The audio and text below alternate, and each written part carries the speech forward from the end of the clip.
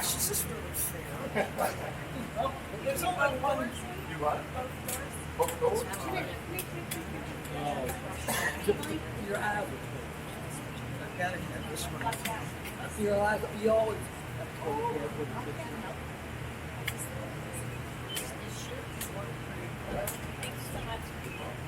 Trying to get I don't want there. Yeah, it's okay. I want to get the round. Yes. You can always see if I was able to get. On our stalls, the name on the very top is the horse that's in their name. I am going to let him stick his head out here in just a second.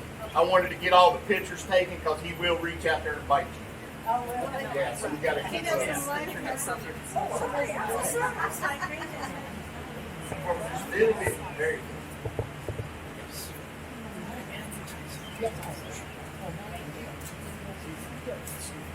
I mean, You have crazy. names on your Good belt. job. You have names of some of these horses. Those are the ones that I take care of. Oh. How do they come up with these crazy names for these horses?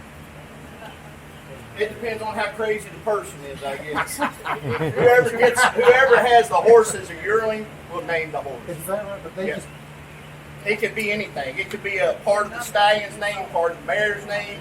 It could be The daughters, the fathers, yeah. it could be something they've seen somewhere or whatever. as long as it's 18 letters. It has to be. 18 letters in the space counts Oh. as there's a horse called I'm a Wild and Crazy Guy that gets that 18. It might have been somebody You have to crazy admit, there are something that- some wild, yeah. crazy names. Can you imagine the race caller and he's there? Yeah. Oh yeah. And they I've can't seen spin people, you horses for named 10 after, years. something a flower or some mountain that somebody's seen or whatever. There's guidelines to naming a horse. That's the only thing. You would submit probably 3 names to the jockey club. They can't be over 18 letters. They can't be provocative, and they can't already be used. So they would take your first name that you send in. If it meets all the guidelines, that's the name you would get. If it failed one of them, they would go to your second pick and work their way down till you get it named. So how many times the signature? Yeah. And it wasn't. You guys, I'm gonna open this door so you can see him a little better. He's just laid down. Run Happy likes to sleep a lot. He's busy boy. If he does happen to get up, stand back because he will reach out and bite people. But I don't think you can go up there close. He's not apt to get up. He likes to sleep. These horses, we leave them out as much as we can. We'll turn them out at 1 o'clock this afternoon. They stay out all night. Come up next morning, 6:30, 7 o'clock in the morning. When winter gets here, we turn them out during the day, bring them up at 1 o'clock, and they spend the night in the winter. Run Happy there was a very good racehorse. He was a Breeders' Cup Sprint winner. He raced in 4 races, or 7 sprint races, and won all 7 sprint races. If you try to stretch him out to longer distance, that's when he would lose the race. He was standing by the city or He's 8 years old. How long is the sprint race? Do what? How long? How long? Oh yeah, he's going to take him long, man. How long? It's less than a mile. Yeah, like 5-6 furlongs for most of the sprint racing. We're all kind of going Do what? No, they're most of them in here are syndicated. You can sell 40 shares in a stallion when you syndicate them. Mr. McInville would not sell all his shares. He only sold like 10 shares. He kept 30 shares for himself. Yeah. So they don't, usually Claiborne wants to buy at least 51% of the horse because if they turn out to be a good sire, they can't move him to another farm. They made an exception with him because he's such a nice guy and he's promoted this horse all by himself, paid for all his commercials. Anytime you go to watch horse racing on TV, you're going to see something about Run Happy.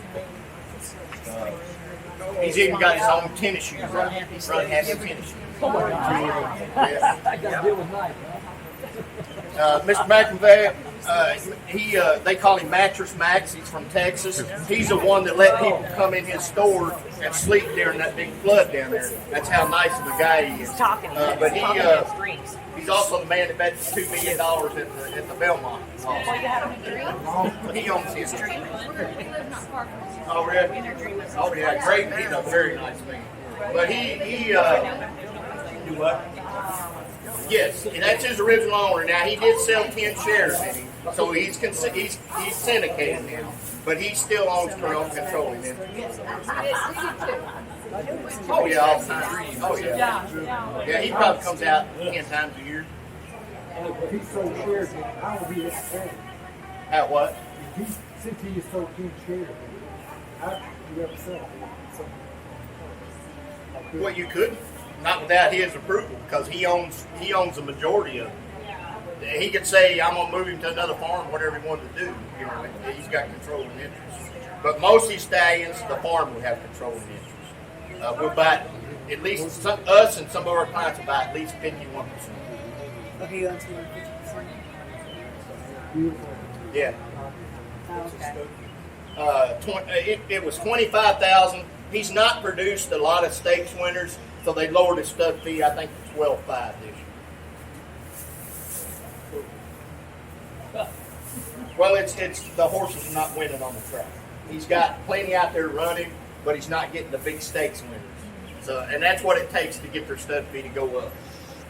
So he's only Now generating that like doesn't mean his stud fee won't go up, because this year and next year he can start getting 5 or 6 stakes winners on the track, and his stud fee shoot right back up to 25 or even higher. Most of these stallions down here, their stud fee has went down, come back up, went back down, come back up, that kind of thing. You see that a lot. You want to keep their stud fees to where people will keep at least 100 people breeding to them every year. The more breeds to them, better chance they got to produce a good racehorse. Now you take a stallion that nobody's starting to not breed to, you drop his stud fee to 5,000. Just like Orb here, his stud fee was 25,000, went down to 5,000. We only had like 3 or 4 people breeding to him this year, so we actually retired him. There's no chance of him getting stakes winners when you're only breeding 4 or 5 mares a year. Does the mayor not have much contribution to the? Do what? Does the mayor not have much contribution to the? Oh yeah, it takes both of them. Yeah, there's both of them, but you can breed this horse, like a good horse to real good mares, and still not produce good racehorses. So it doesn't, it just it's a chance you take. I've seen great racehorses produce great racehorses, and I've seen cheap stallions and cheap mares produce great racehorses. Other than just his backside. No, they're done racing when they come in to stand stuff. And if they're mares, they're having babies. Nobody's raced that. Did I understand you to say that Bowl Runner was a foal off the secretary? Bowl Ruler is Secretary's father. Secretary's father. Yeah. And we call it the sire.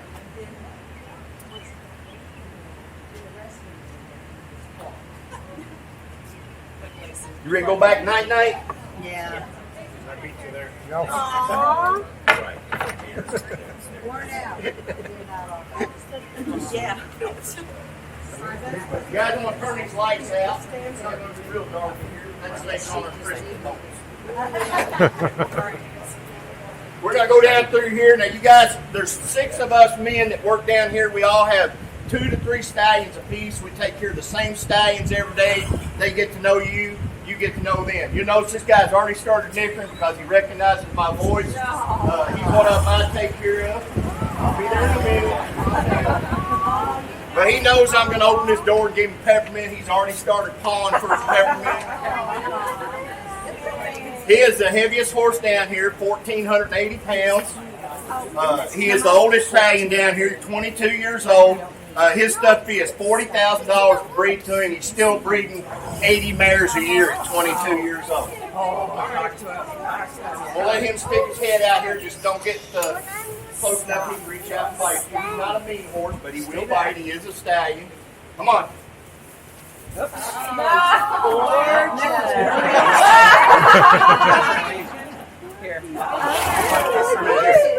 Paw for peppermint. Well, peppermint, paw for it. Come here. There you go.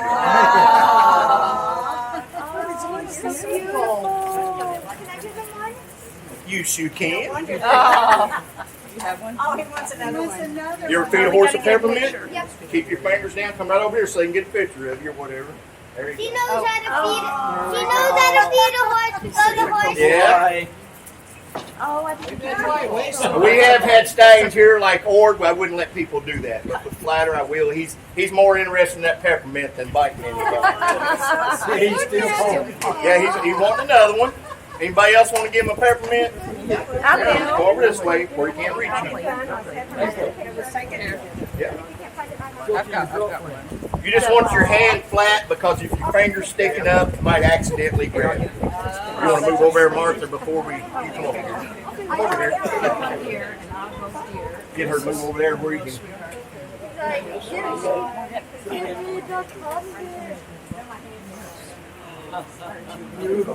Oh my goodness. I got several. And I'll tell you, the two-year-old colt by him out of a gorgeous mare. You got a big tongue on you. Well, okay, so I'll share it with you. How many hands high is he? He's 16 too. You got one more peppermint for her? Yeah. That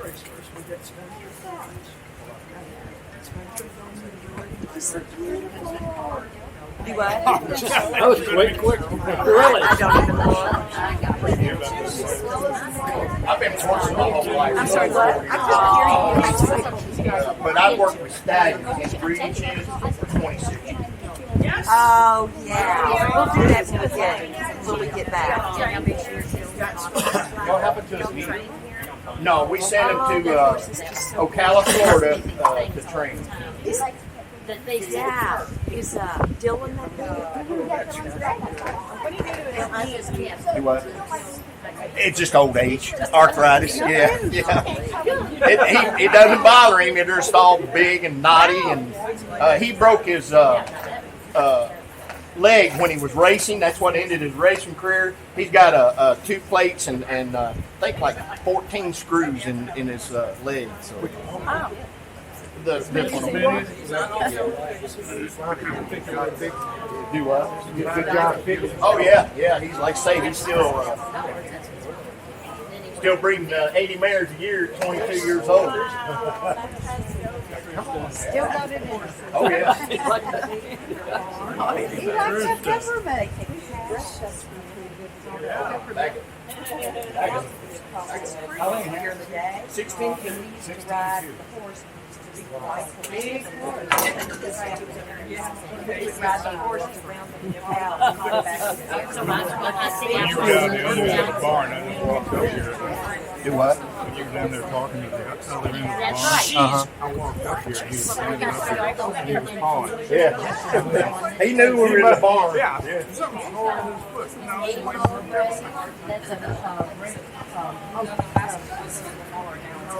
Guys, this horse here, Ward Will, this is his very first year standing stud. If you all remember a couple of years ago, there was a horse that got disqualified in the Kentucky Derby. This is the horse that the horse got between his back legs. I'm gonna let him stick his head out real quick, just like I say, don't be too close where he can get you. He's a pretty calm horse for stallion. But this guy's by Warfront. Warfront is the stallion I'm going to bring out for you to see up there. This guy has bred 140 mares this year. Wow. That's the most that's been bred down here this year. And not bad for a beginner.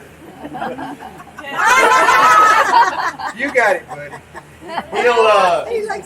His very first babies will be born next year. Now, he didn't win the Kentucky Derby, but he did, after that race, he did come back and win the Preakness. What's this? Are there jockeys on site? 25,000. Are there jockeys on site here to train them? No. The trainer will hire their jockeys. Whoever we let train the horse, they'll hire the jockeys for that horse. He's a grade 1 on dirt and turf also, right? Yeah. Excuse me. Sorry.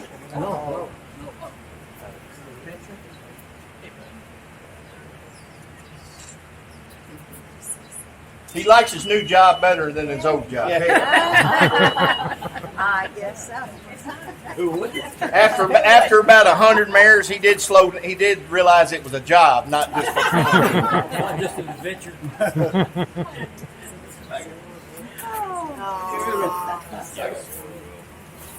Seeking Gold stood in this stall. Seeking Gold was a great sire. He had 33. He produced 33 graded 1 stakes winners. His stud fee went up to $125,000 to breed to him. The last year we bred, he was 23 years old. He only got 9 mares and foals, so we went on and retired him. That's not bad for a 92-year-old man. So he still made $1 million his last year standing stud. It's for a lot of oats.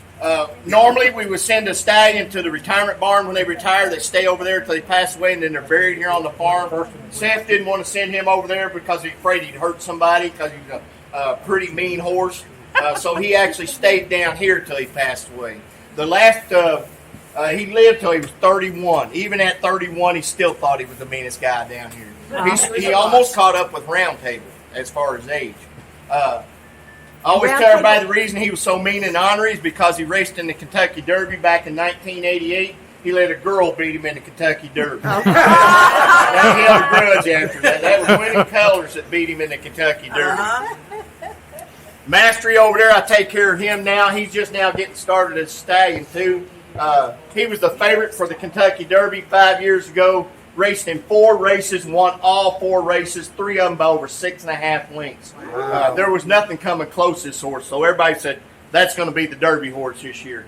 His 4th race, after winning the race, he crossed the finish line. He fractured his left front leg. So they went on and retired him. They put 3 screws in his left front leg and retired him to stud. This has been the most popular horse down here for the last 3 years until this guy outdone him this year. But his first year, he bred 138 mares. He bred 143 his second year and 138 again last year. So he's had a good full books. His very first weanlings that sold averaged $265,000. His first yearling sold last year. He had one bring over $500,000 and several bring over $400,000. So they're selling very well. They're just now starting to run. His very first crop of 2-year-olds are starting to run this year. They're doing good too. They're doing pretty good. They're not winning yet, but I think at 3-year-olds, that's when he's really going to start seeing some winners. But I got him spoiled just about as bad as Flappy. I'm going to let him stick his head out too and get him a peppermint. I got him where he'll paw for a peppermint too. I'm coming. All right. I go. He is the tallest horse down here. He's about 16'3". There you go. You got the same size of a horse I know, Dylan. Oh, yeah. God, what a beautiful coat on that. Thank you, sir. Just shines. Thank you. Yeah. I bring these guys in. We'll give them baths every day. If they're muddy, if they're real muddy, we'll give them a soap bath. I worked with stallions for 26 years. This is the gentlest stallion I've ever worked with. I guess you want to give him peppermint. No, but I have a question. How did he break his leg? Just in the race. He come down on the ground too hard and it fractured his leg. Anybody like to give him a peppermint? This guy, take it out of your hand. Look how easy. Good question. Yes, you can. I've got one open here. And let me get a picture. Come over this way so she can get a good picture.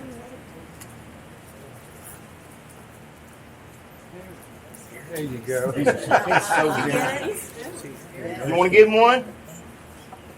No. Hold your hand real flat. Real flat. There you go. Like you do when you feed Ace.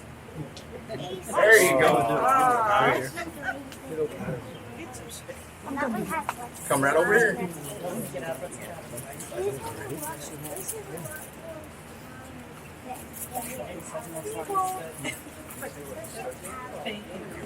What's the annual cost to look after these horses individually, kind of feed them? With probably board bill here at Claiborne, you're probably looking at on a stallion between $2,000 to $2,500 a month. Yeah, that's full care. That you have to pay more for stallions. I'm not positive about what they charge, but it'd be more than just take for a mare. Sorry. What's this? $25,000. I ain't been doing anything wrong. You know it is. It wasn't doing a picture, sorry. It was on camera or something. I hate people getting hurt Oh.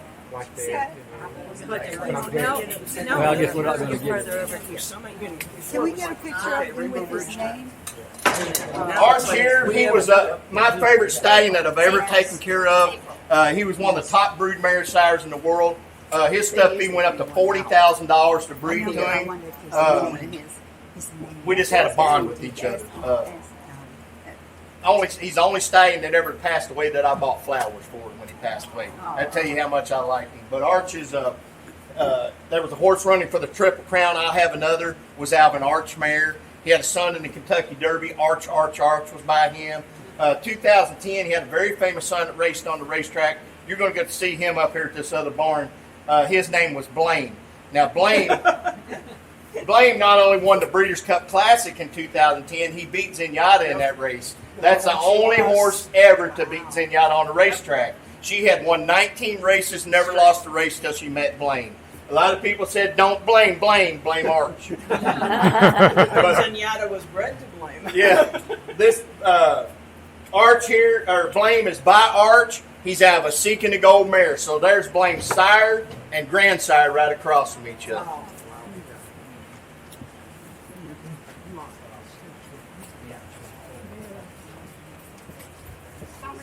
Oh, that's all right.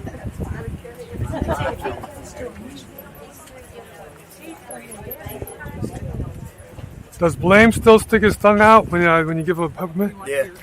Well, it depends on how many he's had. If he's had a bunch at 10 o'clock, it might be hard to get him to do it.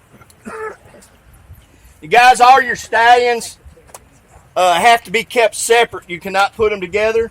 So they all have their own individual paddocks. They go in the same paddock each day. That way they're not smelling another stallion in their paddock. The double line fences between the paddocks is so they can't reach over the fence and fight each other over the fence. You keep them about 8 or 10 feet away from each other, they're fine. That's our little teaser out there, Julio. Is Julio a thoroughbred? He's a little Tennessee Walker. Okay. They actually bought him from a friend of mine. Oh, he sees Oh. You have any idea how old he is? He's probably about, I'd say about 14, 15 years old. Man. Okay, he's still good for a while. Yeah. This paddock over here to our left, that was Secretariat's paddock when he was alive. You'll see a lot of pictures of Secretariat running across the top of a hill with a fence behind him. That's that back fence in this paddock right here. Nobody's there anymore? That Catholic boy's in there now. Oh, okay.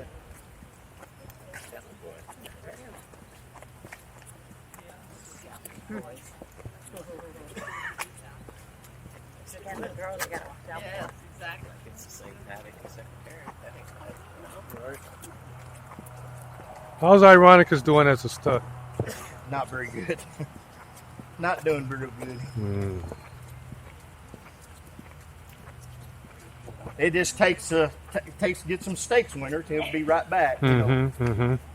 But he just hasn't. He's had a few. Does he like his job or? Oh yeah. But I think he only bred probably 30 some mares this year. Did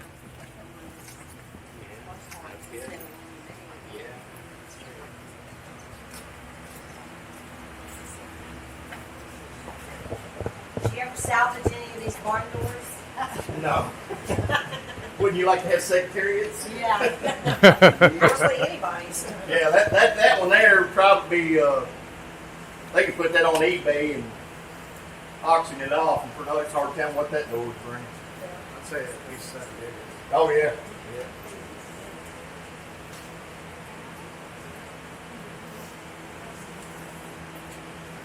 Say how many horses you have at any one point in time on the farm here? Once all the foals are born, we'll have about 450 horses on the farm. This year, I've been here 15 years. This year has been the biggest year for foals since I've been here. We actually had 177 foals this year. It's usually around between 140 and 145 in that range. No, go ahead. Mr. Prospector here. Mr. Prospector is one of the top sires to ever stand stud. His stud fee went up to $500,000 to breed to him. I told you about all our stallions being guaranteed live foal, stand, and nurse. This guy was so good the last few years he was breeding. They sold seasons to him for $250,000, no guarantee. So it didn't matter whether you married out in foal or not, you had to pay $250,000. People were willing to do that to take a chance on getting a Mr. Prospector. Even today, he's producing great race horses in his bloodline, just like Blame that won the Breeders' Cup Classic. He's out of a Seeking the Gold mare. Seeking the Gold is by Mr. Prospector. So Seeking the Gold is the type of horse this guy produced. This is Blame's great-grandsire. Boundary here. Boundary is the sire of a horse that almost won the Triple Crown a few years ago. Boundary is Big Brown's sire. Then you have Nash Ruler here. You see beside his name there's a little star. What that stands for, it's a European bred horse. The Hancocks wanted to start a different bloodline here at Claiborne. They brought over Nash Ruler and Prince Quello, which stood in the next stall. Those two horses is what got Secretariat's bloodline started here at Claiborne Farm. Nash Ruler is Secretariat's grandsire.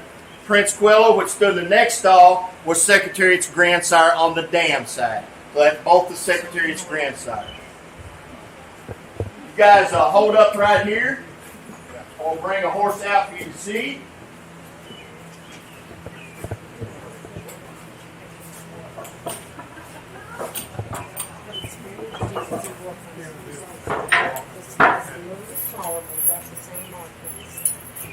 There's the big money guy.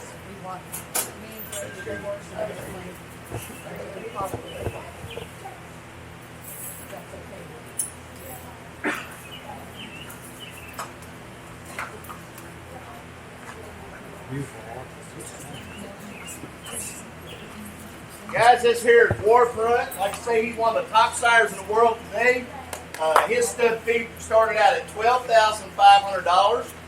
Went to 25 to 60 to 80 to 100 to 150 to 200, and then $250,000 to breed to him.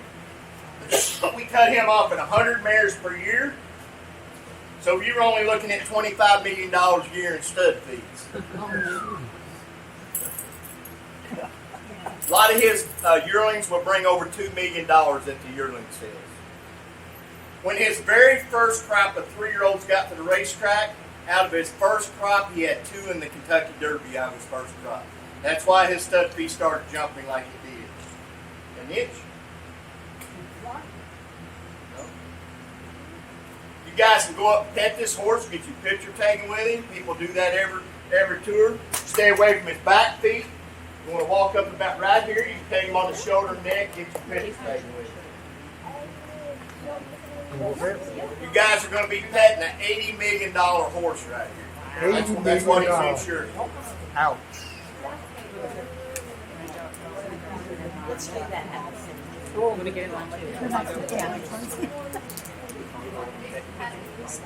Now, how you get the insurance value of a horse is by what their share sells for.